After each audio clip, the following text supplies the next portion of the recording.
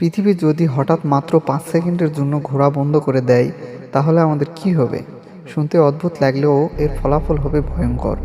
পৃথিবী প্রতি ঘন্টায় প্রায় ১৬৭০ কিলোমিটার বেগে ঘুরছে।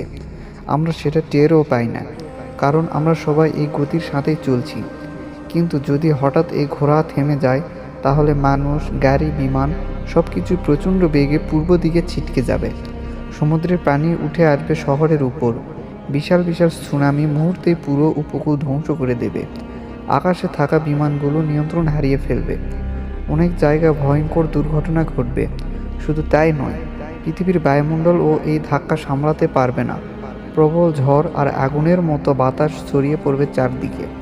বিজ্ঞানীরা বলেন, পৃথিবী যদি এমনভাবে থেমে যায়, তাহলে মানুষের বেঁচে থাকার সম্ভাবনা প্রায় নেই বললেই চলে। তবে ভালো খবর হলো, প্রকৃতিতে এমন কিছু ঘটার কোনো সম্ভাবনা নেই। কিন্তু এই চিন্তাটাই আমাদের বুঝিয়ে দেয় আমরা আসলে কতটা সূক্ষ্ম আর শক্তিশালী একটি গ্রহের উপর বাস করছি।